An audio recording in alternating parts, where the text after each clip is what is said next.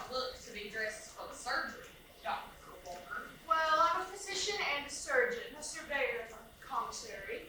And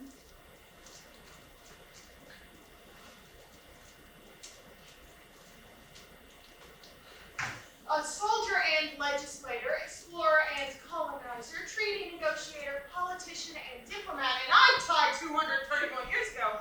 That's not right. There's no way. do you know why you are here today? I don't know how I'm anywhere today. I died in 1794. Sir, you are here today to answer for your crimes against mankind, to be judged by a jury of your bears. Bear. Let me get this right. You're a bear. This judge is a bear. This guy in the t-shirt next to me that says I'm a bear too. That's a bear. And I'm going to be judged by bears as well? That's correct. What am I, in the hands of 12 angry bears? Oh. Oh, God. Do I get a defense attorney? A lawyer will be provided for you. That lawyer, that attorney, would be a bear! Great! Can bears even be lawyers? Are you even a lawyer? Yes, sir, I am, although I prefer the term bear, Mr. You will give this courtroom the dignity and respect it deserves. I will not allow jokes that pander to the audience. Yes, Your Honor, these grisly crimes require gravitas.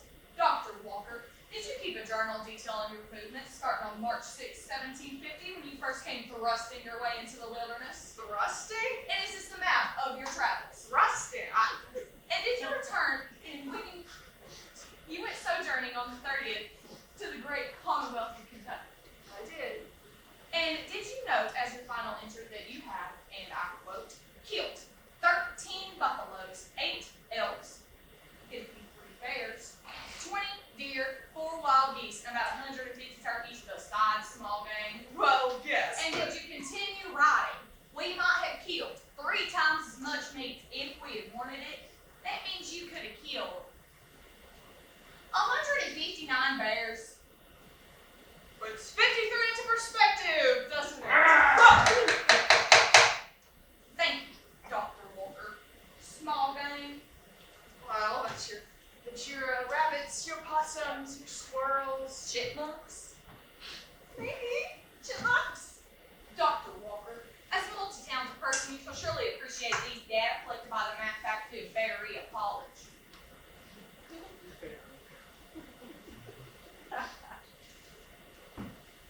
As you can see here, the weight of the meat you killed was twice more of that than the university football team. Well, a lot of that's bone and gristle. Can't you say the same about the football team as well? In this journal, do you describe other grisly instances of bear murder? I'm not sure I recall it. Let me refresh your memory. Oh, hunted and killed 3 bears and some turkeys. Killed several bears and cured the meat. Our dogs caught a large he-bear, which before we could shoot him had wounded the dog line. I'm sorry about your dog. I hope none of you are dogs dreaming up that you're attending a play. Did you undertake your expedition alone? Of course not. I was accompanied by Ambrose Powell, William Tomlinson, Coley Chew, John Hughes, and Henry Law. And were you not in the employ of the Little Land Company, a consortium of land speculators who had recently come into the land? I was. And where was that land? In the west. West of the Blue Ridge Mountains, but east of the Mississippi River, of course. Present-day Kentucky. That is correct. Thrusting into the wilderness. And how did the Lowell Company acquire this land? Inherit it? Pay for it? Or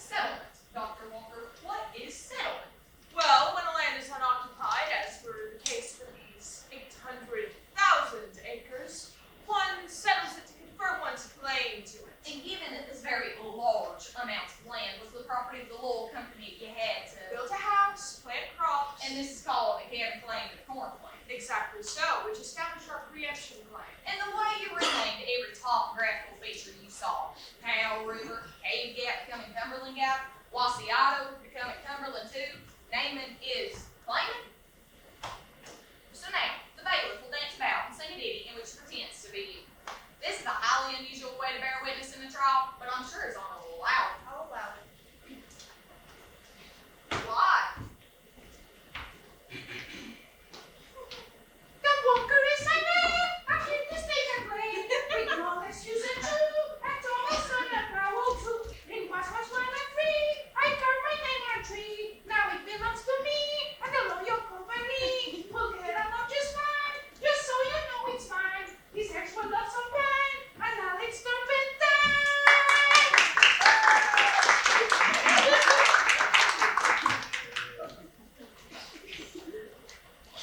Let's move on now to what many would consider the most significant part of your journey in mid-April. I'm speaking, of course, about this bit immortalized in your journal entry of the 19th.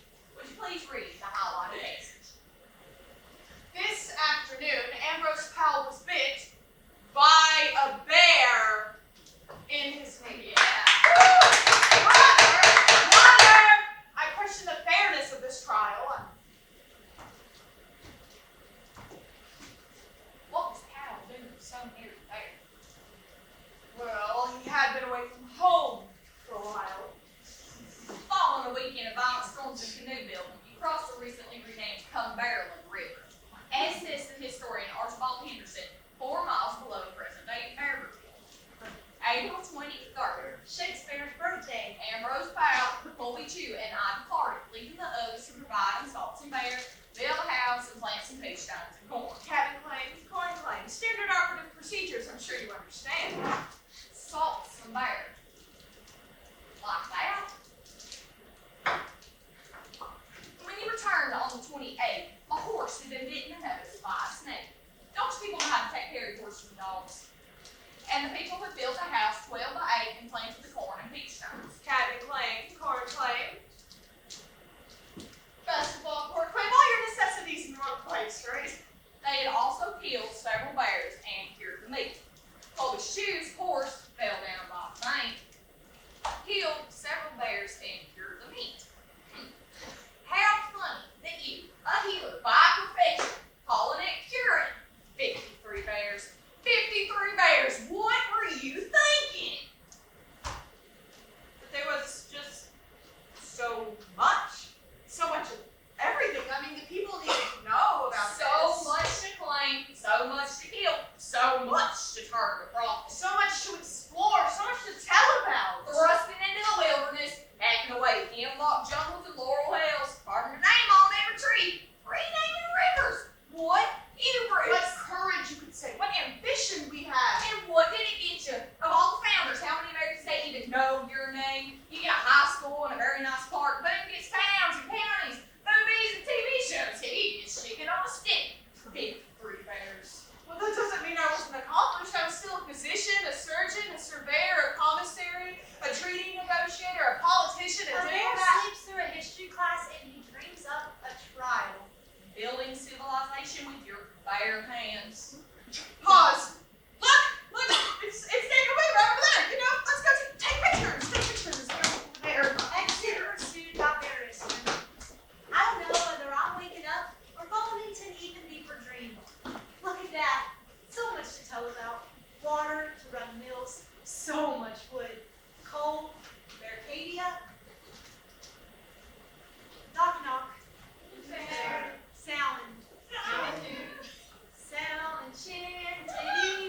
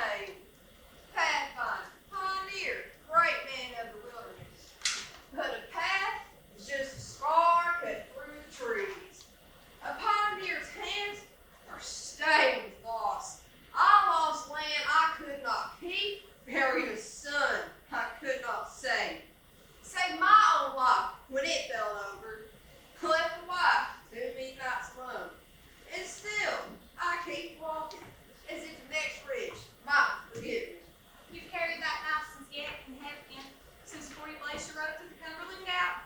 You keep skill sharper than memory. This is the one. You sharpen that knife to be perfect, anything. You'll cut through some shadow. Never knew a shadow to feed a man. Never knew a man could eat without me cooking it first.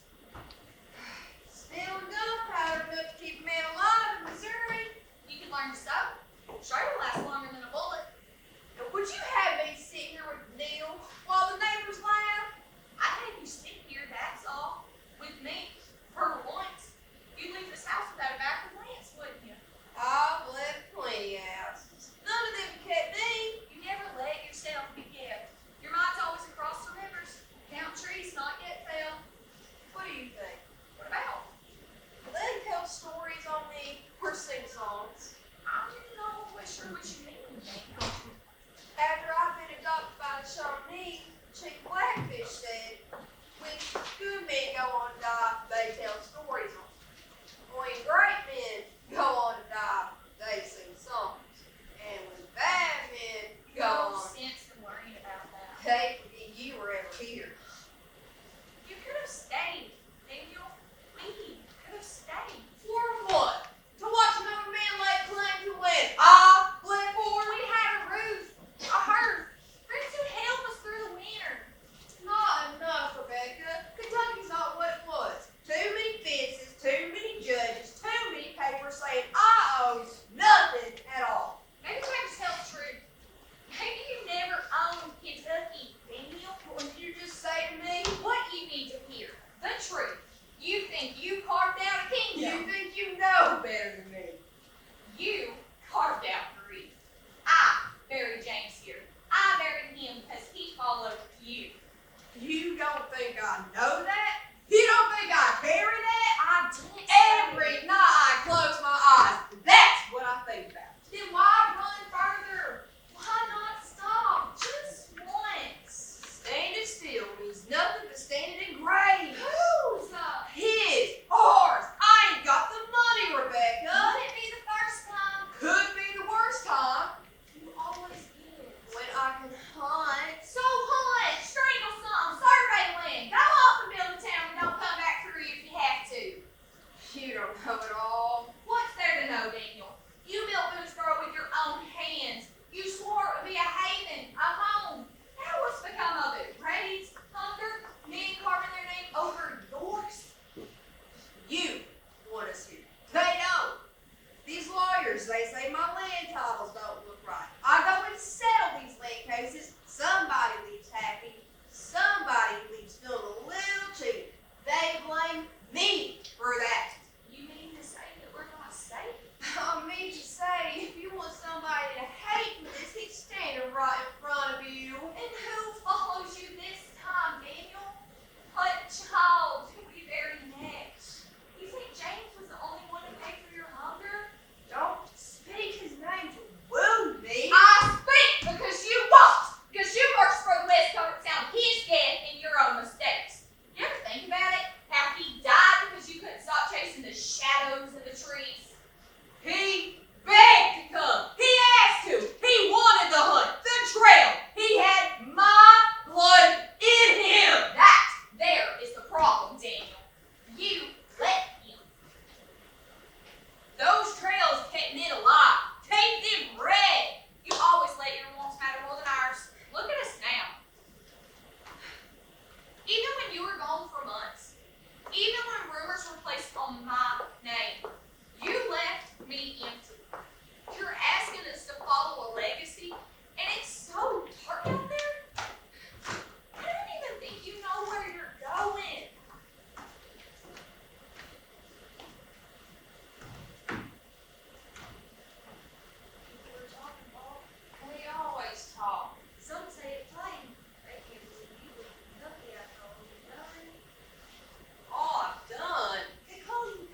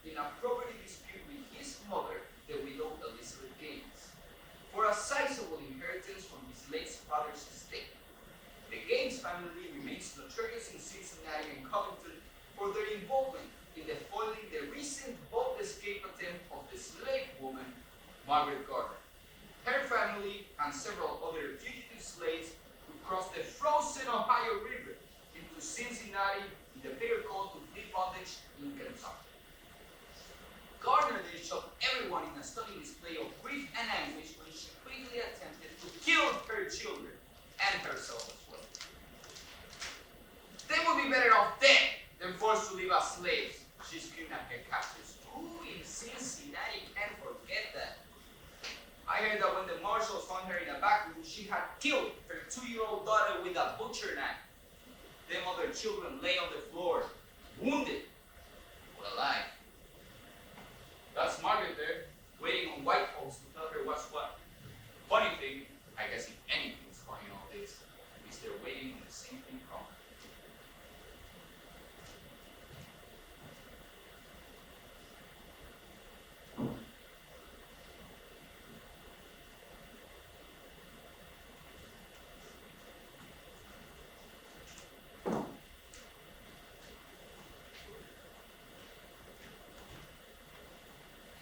This house was built with tobacco, hemp, and hymnals. One for the bank, one for the neighbors, both white as a bleach sheet. That doesn't mean they were clean. A house can hold contradictions. It's the people inside who must choose. You ever tried choosing when it costs you everything? Regardless, this isn't a parable. This is property and blood. If I pass this estate to Archibald, I pass along everything it was built on. You mean the people? Yes, them. And I can't pretend they're not watching. At your neighbor's eyes do not stand, the knowing judgment in all their parlors. Your boy's indiscretion caught their notice because your slave girl executed her own grim judgment. And all of you say you want a verdict, but I carry only a witness's eyes. Let's call the witnesses.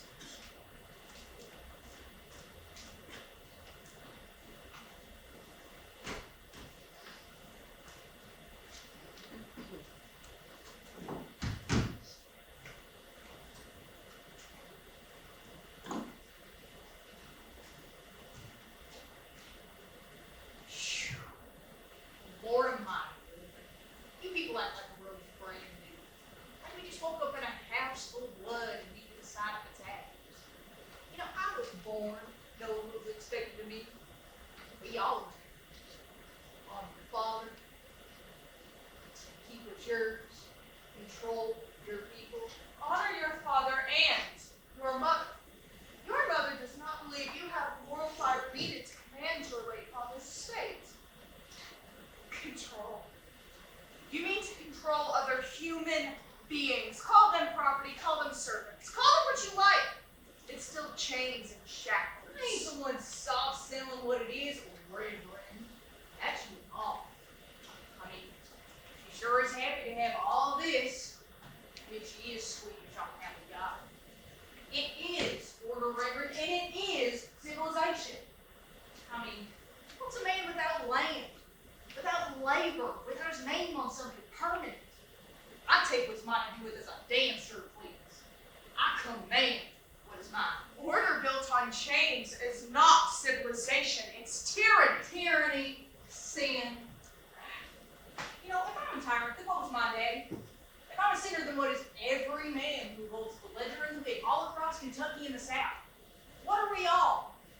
Might as well argue with the thunderstorm as argue with this world. I ain't making it, but I'll be damned if I'm the one that unmake it. This world you defend is cracking, boy, and here you are, standing on a leaky boat pretending it's a Well, throne. then so be it. Clever Yankee preachers like you can say whatever they want. But you best get on down the way after you finish turning over rocks and ghosts. You're wasting your time. All of this is mine.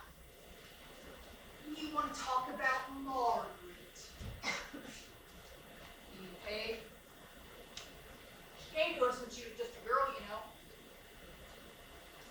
Worked in the kitchen first,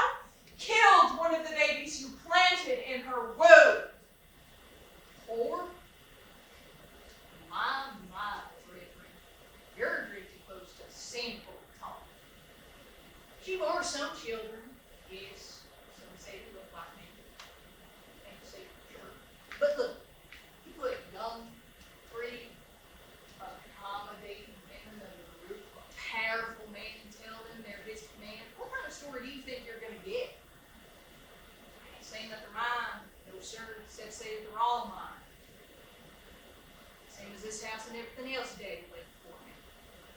You know, Mama can play her game all she wants. We all know what makes this world go around. At least Mom sure does. She kept her Bible on the mantle, turned her head when the girls came back from the field with their faces blank and their bellies sweating. Blind eyes make monsters. Well, they were all monsters then, old man. I mean, what about Kay? I didn't kill them kids, she did. She did. And now, you all want me to just stand aside and let God disinherit me for what? For being what I was born into? For keeping order, for enjoying my property as I see fit? This country's falling apart, regulars. Everyone likes to smile and that ain't all You right. speak as if your way's the only way, but it's a path to ruin. You sit here at my house and talk of ruin, but what else would you have me do? Confess? Repent? To who? To the same God who used Abraham as slaves and told Noah to curse his son's descendants? Blessed. Oh, it's another 10-star colonel turned theologian. God gave Noah the rainbow. He may give you and others like you a very different sign. I'll tell you one last time to make it stick. All of this is mine, my property. No different than my dogs or my horses. I did not know Kentucky gentlemen were so fond of their dogs and horses as to boast about pups and colts that look like them. I'll tell you what else I know. Kentucky custom will not silence Ohio law. On my word, and with your mother's support, Miss Garner will be extradited to Ohio, and she will face trial for murder. You mean to spirit her away to Canada with your radical abolitionist friends? That would never happen. I won't let you steal my property. We'll see.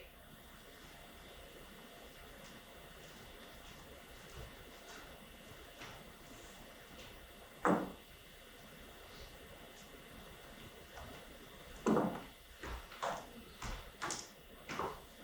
think this is a matter for polite conversation, a family dispute, a question of morals. Make it over to Lucy, enough with the fire and brimstone. This country's already on the edge.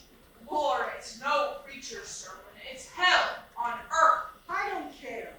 This is the reckoning. No mother should have to choose between her child's death and her child's chains. And yet here we are. Margaret Garner was no victim.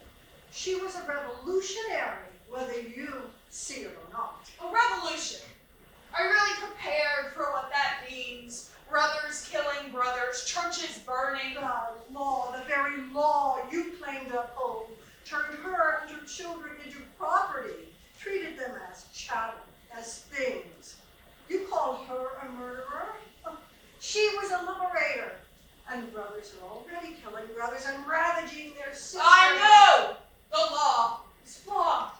But tearing the nation apart is no answer. We must find a way to heal without fire. You're more of a fool than I took you for. This nation was built on bones, broken bodies, and stolen breaths. And if you think you can bury that under latitudes, blood of the slaves cries out from every plantation, every farm, every cobble block, every courtroom, every pulpit that turned its eyes away. You wield scripture like a sword, but faith, true faith, calls for patience, for peace. Jesus laid down scripture like a sword.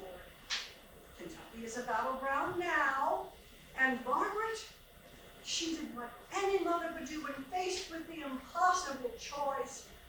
Her story is one of rage, but not because she was violent, but because she was human. I know her pain was real, but I fear the price of your justice, the cost to this fragile union. And she's a Latter-day Medea, Lucy, this Margaret Garner who's caught your passion. Rant all you want. It does not silence the blood of her slaughtered children. Just that word, human. So many men bawl and weep about the union, but never stop to tell me why. This is the truth we have to face. The law, the very law, is rotten. The nation is rotten. And those who defend it are listen, how many fair-skinned, high-yellow mulattoes would spare their pretty daughters the same degradations they endured by similar means? The only murder Margaret committed, as I see it, was against a wicked man's pride. She performed sacrament and a godless man. Child murder is a sacrament? Are you truly insane? And if what you say is so, if this land is so godless, then what hope remains for any of us? Jesus came to redeem sinners, not to condemn them. Maybe so, Reverend. But here, we never made it out of the Old Testament.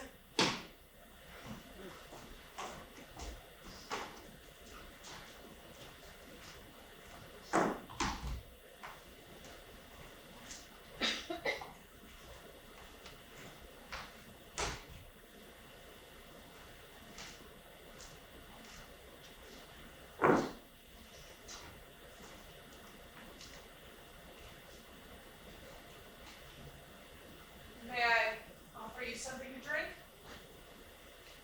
No.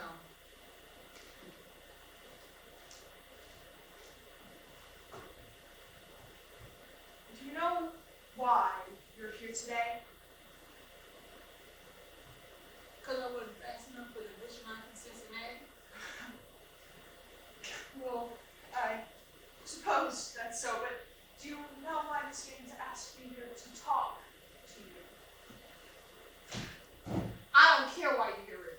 Ain't nothing to do with It me. has everything to do with you. Miss Gaines may disinherit her son because of his conduct towards you. I already. She can take away his land, his wealth, his other properties. Can, ain't, will. Why are you treating me this way, Margaret? I'm on your side. No, you're not. On my word. Elizabeth Gaines will disinherit her son. He will be disgraced. He will never see the light of day again, as you know it. I told you, Reverend. I already did that. How? They knew. You know that? All the time. They knew. But they didn't have to say it. Not till I walked across that frozen river. Not till I cut my baby's throat rather than seeing her drugged back to hell. And now everybody must see. And what should they see? Did Mr. Gaines hurt you? Is he the father of your children? Where did you get this scar? Mr. Coffin in Cincinnati said a white man struck you. My daddy gave it to me. Mr. Coffin said it was a white man. Did you kill your daughter and attempt to kill your other children in order to be revenged on him? Please help me understand. What you know, you know.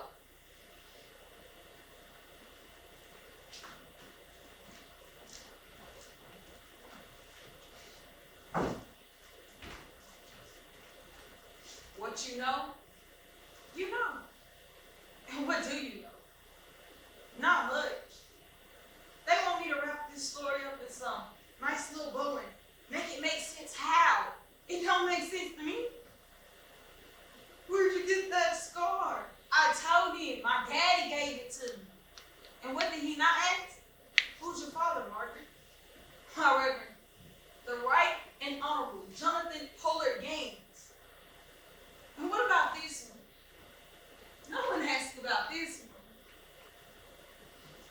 This little charade is idleness, pretending to be earnest.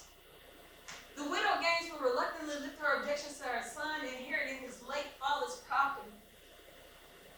He'll be a very rich man someday. Lucy Stone, she'll go on speaking to her, write many articles. She'll be a hit with outraged liberals across the north. And Reverend, he'll go on preaching against slavery and the Civil War, and then so say nothing worth saying. And me, even money says they'll ship me back down the river, somewhere far from Ohio's embarrassing headlines and odds. What do I know? Pretty little Mary with almond skin and light eyes and wavy hair. She'll never have to feel the hot, unwanted, whiskey-soaked breath from white masters, white day workers, and white overseers, or anyone else in the quarters who take a shine on her neck as they take everything good, decent, and whole in stolen moments like breaking halls. Mama saved you that baby girl. If my hand was flipping, I would have saved the rest too. But it wasn't. And now everybody is. Everyone has to see that Archibald Kincaid Gaines of Richwood, Kentucky is no gentleman, and none of them are.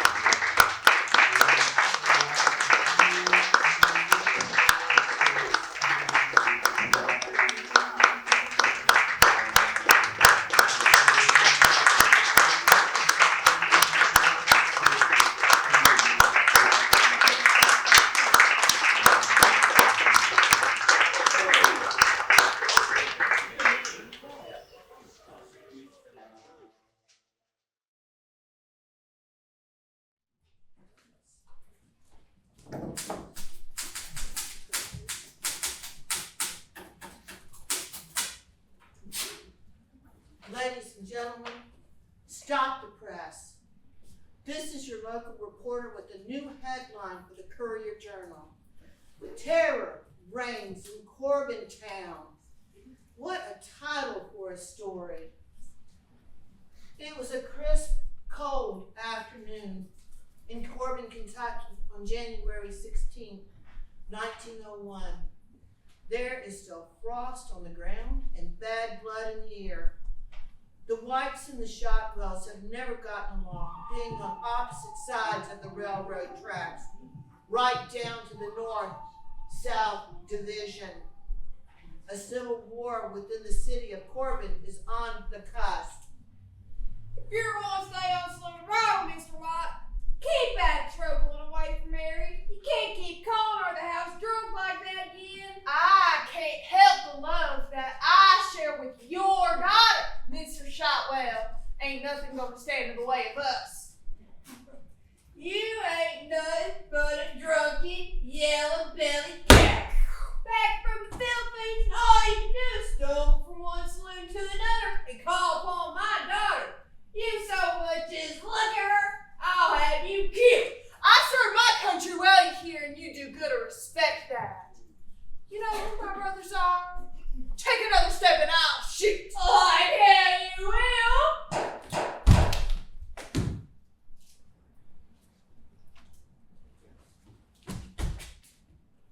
I killed him. Shut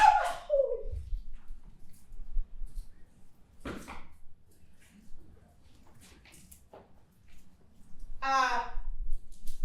Cute. Jayme Shotwell. I better go. Well, here we are. Two Shotwell brothers ready to paint town red. I hope James took care of that white character. You hear something, Bert? Why, yeah. James, he done been shot 3 times. This must be Rollins doing. Why, yeah. Bert, get James to Dr. Bryant so we can tend to him. Then I want you to round up the family to block every train. Rollins ain't getting in or out of this county. He messed with the wrong clan.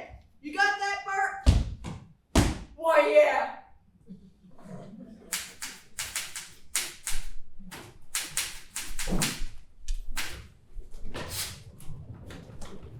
Ronald White found himself held up at his family's grocery store near the end of Saloon Row. He had attempted to turn himself in, However, the lone deputy sheriff did not feel it was safe to escort him to the Williamsburg jail due to the ever-surrounding Shotwell clan. A siege was being prepared and would come to a head that evening. Come on out, Ron. We know you're there. Been waiting all day, can't wait no more. We got to the count of 3. They were all getting you one way or another. Y'all shut up back there. Roach, ER, I know y'all both be in there too. 1, 2, 3.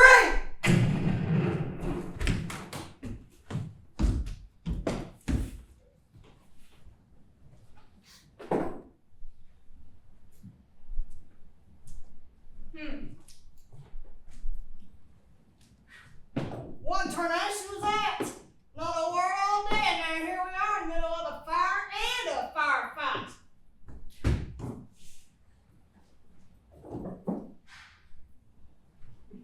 That wasn't supposed to happen. Someone must have set off the dynamite downstairs in the grocery.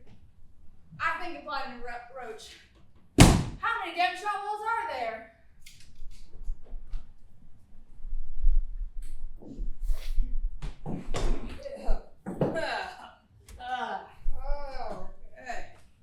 I'll tell you something now. I learned it's better to put out a fire before it burns you. You ever heard Dante? He was often quoted saying, wait a minute, it's hot for a winter night. Fire! Fire!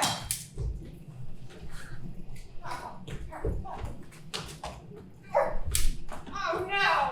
Oh no! Oh no! Oh no!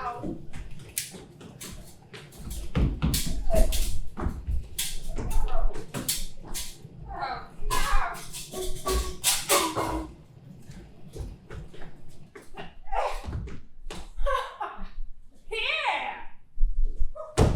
Yeah! Yeah!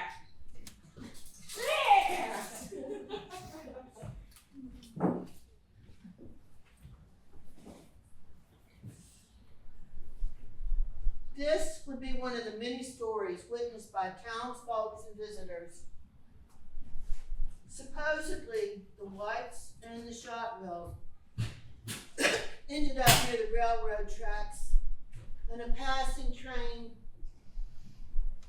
halted a while, temporarily halted for the fighting. The feuding parties, however, were unaware of the request of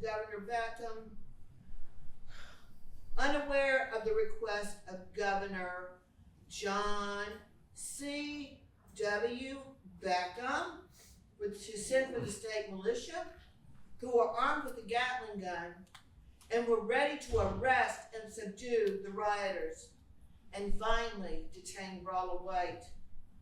They left by train at 8 p.m. on January 17th. Sheriff Sutton would find some of the Whites, however. Now, there's got to be somebody here still. I didn't come from Williamsburg for nothing. You know, I heard that White's Grocery had some mean bacon packed into these fine cigars right here. I figure I'd procure one I found lying around the debris. I was surprised to find it. You know, since you boys won't talk, I figure I'd light one up. I could just find my matches. We'll come out, just don't light a match. Now, you boys better get with me to the hotel before the mob sees you. That family tree seems to branch across every railway station and enter the shadows of my mind. Unfortunately, there is 2 innocent dead from all this foolishness. There's nothing foolish about family. If your brother came calling for asylum, you'll be the first to lay pallet down. Come here, Roach. It may be hard for you to see it from our eyes, but it's not in the sight alone when it comes to brotherhood. No matter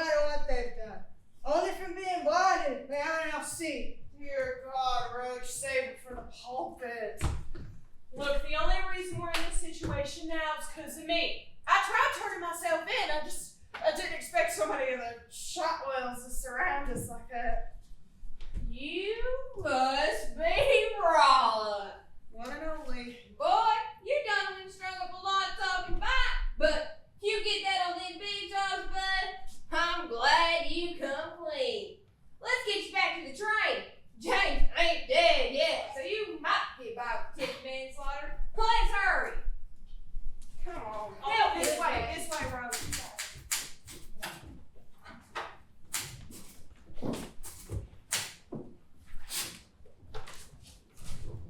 Ronald White went to the Williamsburg Hill by train on January 17th at 4 o'clock a.m.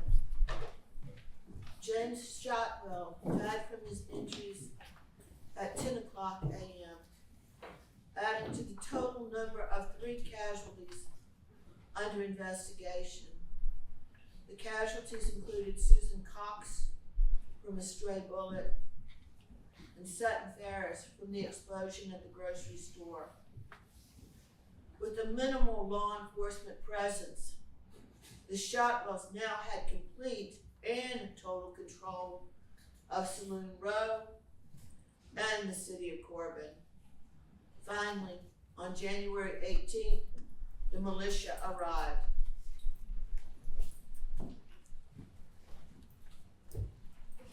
Well now, who'd have thought it? Saloon Row has some little taste of West, and we're out here slinging beers and carrying on. Don't think there's nothing that can stop us now. Why, yeah. Except, we still ain't found that no good, dirty, yellow-bellied drunkard, Ronald White. Figured by now, between those Shotwells and Chadwell claims joined together, we'd have found it by now. Ain't that right, Bert? Why, yeah. That's all you say, Bert. Oh, whoa. Between the two, I think there might be a brain in there. God, ain't so not sure. Why, yeah. Oh, now, as much as you two people mind, funny bone, playtime's over. Hey, bar the door, Bert. I think we got ourselves a liquored up sheriff. Why, yeah. Sheriff Sutton, you're lucky to have your badge on. You two, on the ground! The Kentucky militia is here to arrest all Shotwells. Now, hands behind your backs. I ain't want to see no funny business. Funny business right here in the form of a drunk sheriff. You are shut.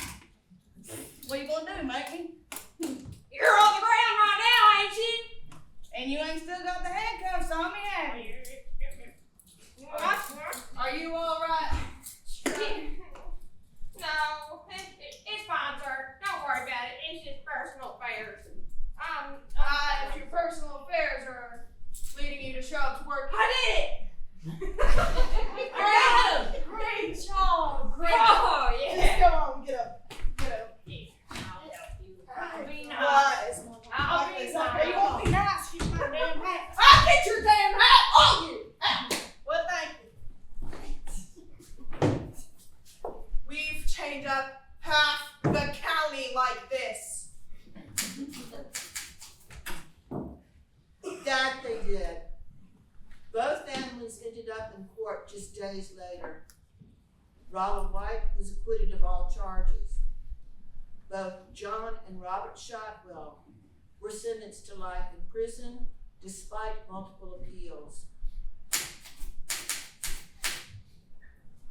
Welcome to Saloon Row.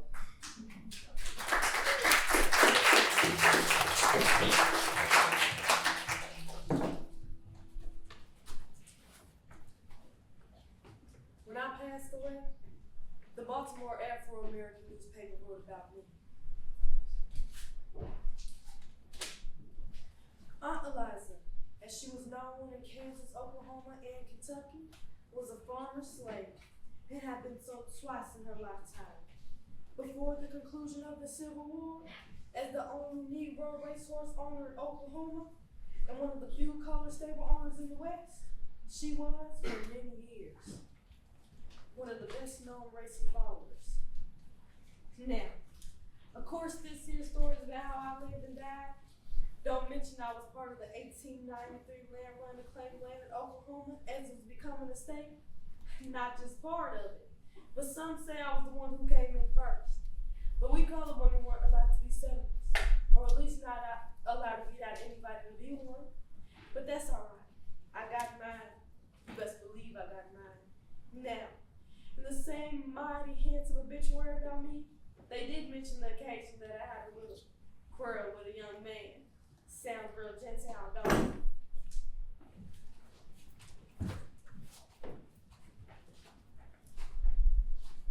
You gonna pay me what you owe me, or I'm gonna hit you again.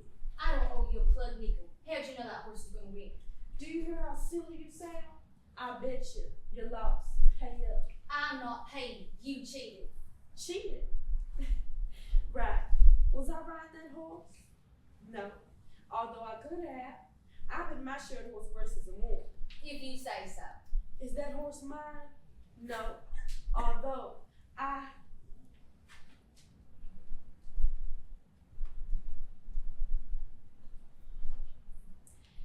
Did I buy that horse for someone else?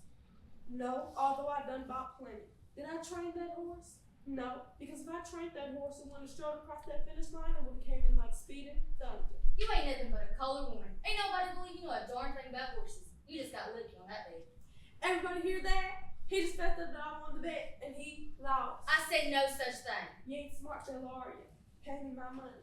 Even if you did win that bet, and I'm not saying that you did, how'd I know you didn't use some kind of voodoo on that horse that joke? A lot of us are heathens. And a lot of us are God-fearing Christians.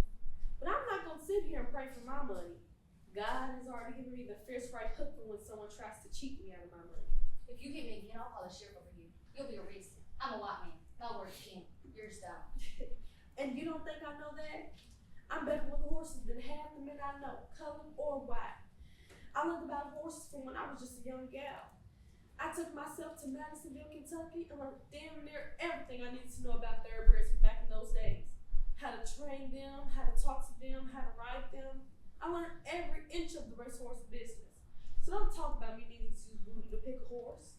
Well, with that bad bet you just made, you might want to ask some saints or some African gods to help you out the next time. You're full of it. You probably don't know how to wash a horse properly. It's because of men like you I got cheating out of my winnings at the Cherokee Strip Land Run. I rode my chestnut mare all the way to Kansas, Oklahoma to shake my claim. I came in first, and they denied you. Denied me because the white man can't ever stand to lose to a colored woman. If you have to lie, steal, and cheat to beat her, that's what you'll do. And even if y'all win, y'all will still lie on that colored girl so that no one ever thought she had a chance to beat you. My daddy's one of the richest men in these parts. He owns half the building in this nearest town. I don't hear the lie or swindle to no one. Certainly from the likes of you. You don't look like a rich country gentleman. You look like a cowhand. A cowhand still cleaning up manure. If your daddy's as rich as you say, you shouldn't have no problem paying up on a bet you lost. Now pay it now, or I'll knock you to the ground and make that punch I just gave you feel like a kiss on the cheek. I'm not paying you down. I'll send for the sheriff. You go do that. I'll wait. I'm serious. I'll go get him. He'll put you to the jail. That's if you're lucky enough to get there in the first place. Maybe he will, or maybe he won't. But you can explain that big red mark on your face from the one that knocked you to the ground. And you can explain why this colored girl waited right here for the sheriff to show up. 'Cause I want my money. I didn't run away, but you was the one who had to go get help. So go get him. That's a nice breeze coming through. Good time to sit and spell. Look, I know who she was. I mean, I didn't know who she was when I made the bet, but I heard some whispers about her and all she done with horses. I found it a little hard to believe she knows so much about thoroughbreds. This is a man's sport. But as soon as that race started and her horse flew out the gate, I done believed everything I done heard. That colored girl knows how to pick a horse. But I can't pay her no wins. No man should ever lose a bet to a woman. And to a colored woman, no sorry. She ain't getting it on. So did you really try to stake a claim to that Cherokee run? I heard hundreds of people were there. It was thousands, 10 times over. I won it, and they wouldn't give me my money. But I settled in Ponca, Oklahoma anyway, so they could see my face every day. I make a pretty good clip of from my money with my way with horses, and it burns them to have to see it. You sure don't think a lot of yourself, no, don't you? You mean like men do? Yup. That's exactly how I think of myself. You know, when you're a man, folks assume you're smart, that you're brave, that you know everything. But all of you don't. Most of you are the most ignorant and loudest in the room. Me, on the other hand, I've had to learn how to ride my own horses as a jockey because the colored woman learns real early in life. You want something done right? Do it yourself. All right, Benny. I believe.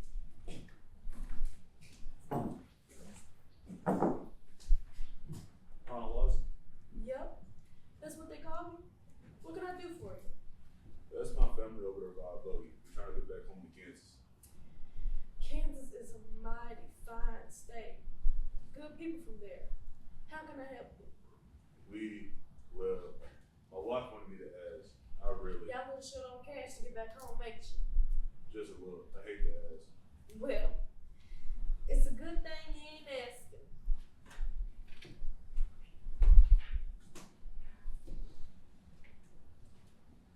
Thank you, ma'am, but I only need enough to get my family back home.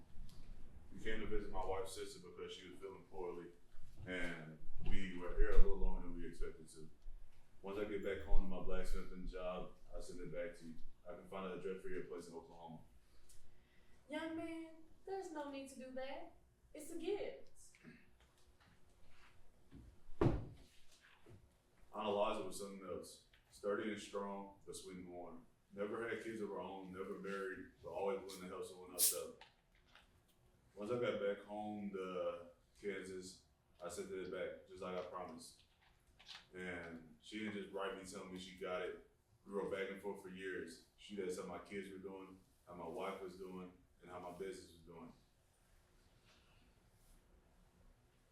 One year, I made her a Christmas present of a horseshoe, nothing fancy, just for decoration. And let's just say the letter she sent back was so sweet it made my wife June cry. We only met Aunt Eliza that one time, but she meant a lot to my family for years. I know we weren't the only ones. I hate asking for money in the first place, but I'm a man who had to put my pride aside to get my family home. And I understand pride very well. You're an honorable man. Glad to see it. More young men can learn from you. Safe travels home. Thank you, ma'am. You stay safe too. You don't need my money but what? I never said I needed your money, but I won your money. Fair and square. You gonna pay me? I would if I could. This was also my old obituary. Right under where it said I landed a white man flat on his behind when he wouldn't pay me what he'd owed me, it said this. Though independent, she was a friend of those of her race who were in misfortune. Good. That, and my way with horses, is all I ever needed to be known for.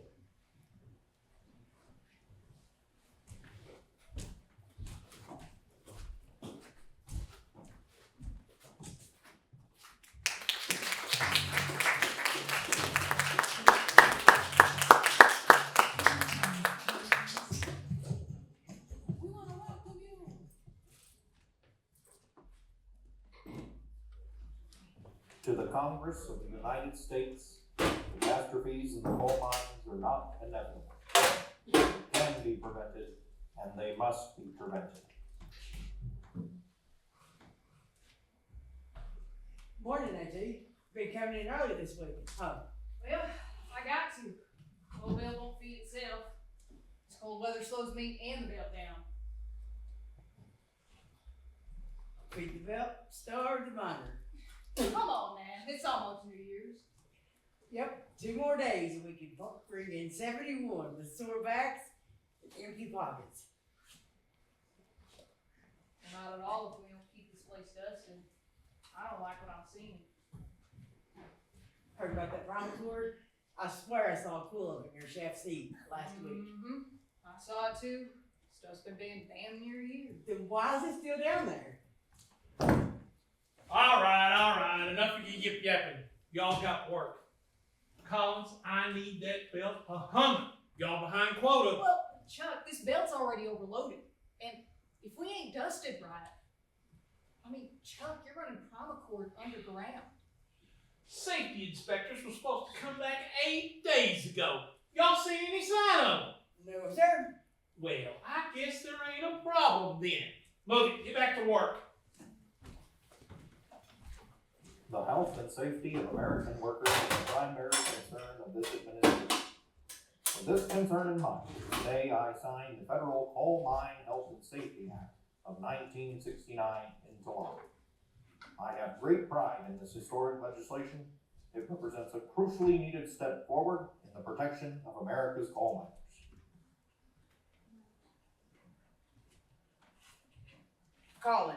Collins, What is it? that belt, she's throwing sparks again. It's full of feed. We can't push wet coal on dry rollers. What the hell was that? Hello?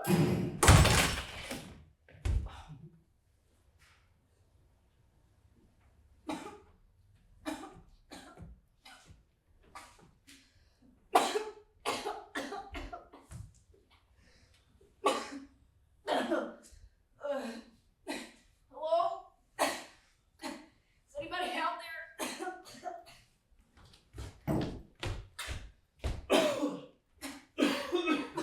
What the hell happened down there, son? Finley?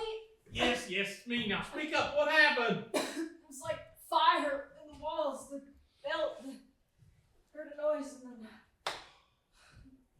Is everybody else okay? Close the portal, there ain't nobody else coming out. Well, what about the rescue crews? If we don't seal it now, there's gonna be another I blast. think there's things down there that shouldn't be. Primacord that's still wired. I told you, Chuck. I told you. Shut your mouth, Collins. We've got bigger problems now. You're gonna answer for this.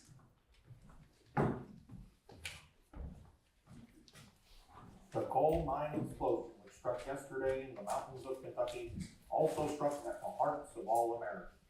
On their behalf, I extend our deepest sympathy to the families and friends of those who lost their lives in this tragic accident. I have been assured that federal and state authorities are conducting a full investigation of this disaster.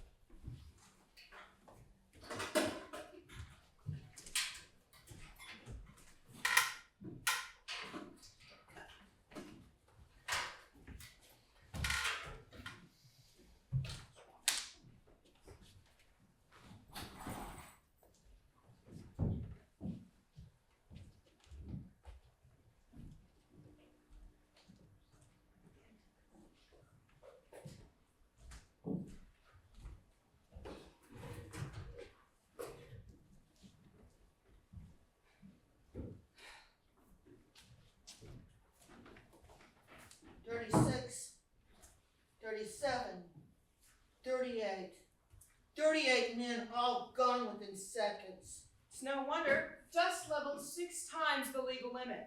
Unpermitted explosives, rock dusting not up to code. And get this, the mine was supposed to have a federal inspection on the 22nd. Show or no show, they should have been compliant. There is more at stake in these mines than just black gold. Yes, but federally we dropped the ball on this one. Nobody wants to spend the New Year's identifying their loved ones in the high school's gymnasium.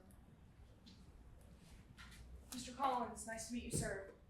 You told officials before the blast that Primacord had been seen underground? Mm-hmm. 3 times. Told the foreman and Charles Finley himself. Told him it was against the law. Was it being used? I don't see any reason as to why I'd be down there otherwise. I saw coils of it in shaft seat right near the beds.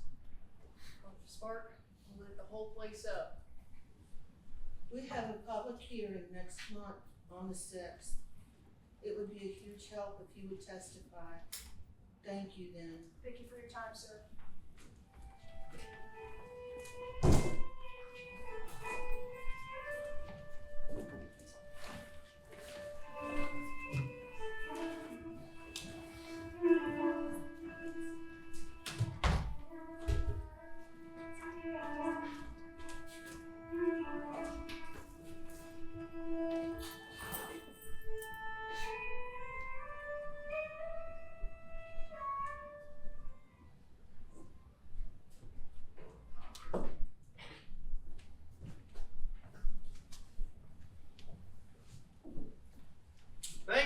Mr. Collins. Could you tell us the day from the beginning?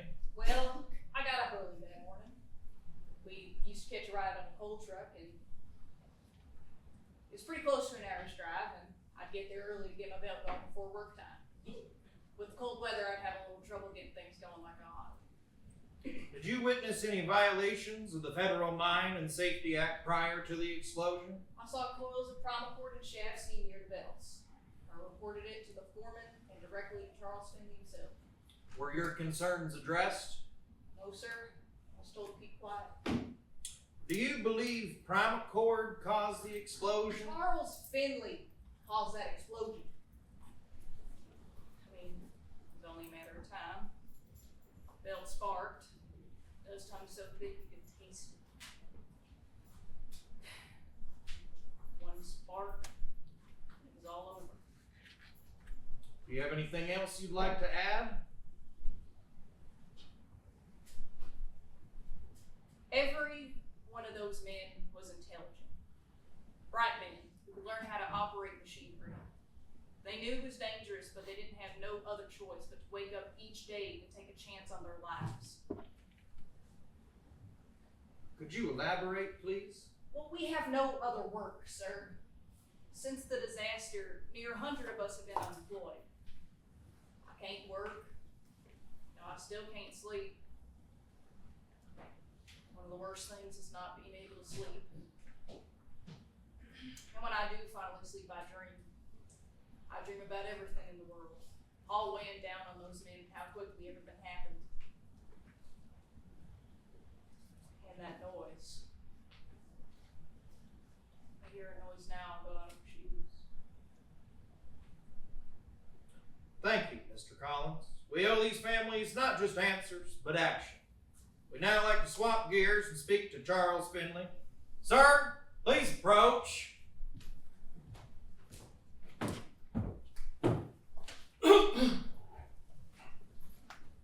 Rat. Go ahead, Ian.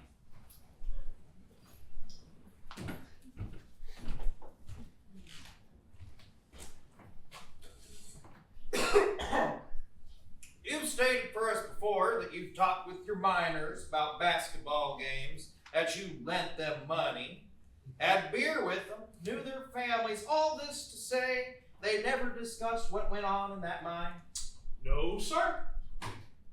So you were never told about the primacord in Shaft C? I have no recollection of that. Do you deny it? Yeah, I'll deny it. Look, I've got first-class foremen who are paid well, by the way, and I instructed them never to do nothing, anything that wasn't safe. What do you make of the Coal Mine Health and Safety Act of 1969? Well, we might not have spoken on each individual little regulation. I mean, I tried to read it all, but I really didn't understand it. Did you believe the mines were safe?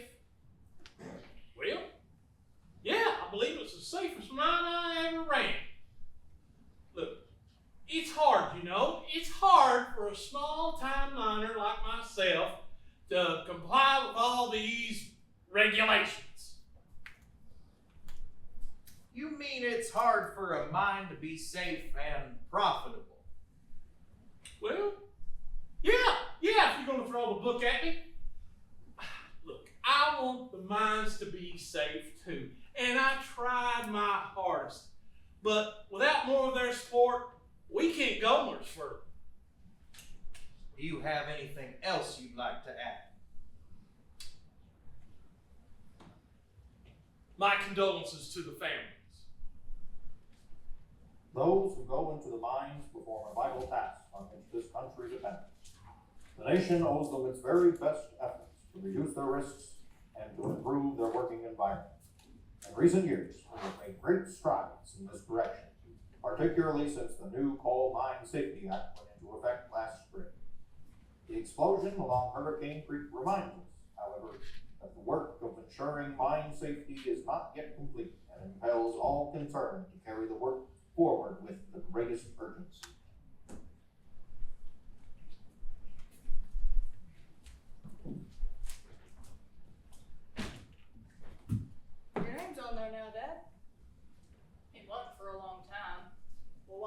40 years. Well, when they made the original plaque, it only listed the dead. Maybe I was too much of a reminder of what was lost. Made it harder to grieve. You were lucky. I used to think that maybe I should have gone too. But I knew there must be a reason as to why I didn't die that day. And I'm looking at it. I'm proud of you, son. I'm proud of you too, Dad. Whatever did happen to Chuck Finley? Well, faced trial for negligence. They didn't define, but nothing more ever came from it. So he just got away. Remember, son, laws are written in the blood of working men. Finley's got blood on his hands. Now that changes man. Changed Ida. Yeah. Well, you ready to go?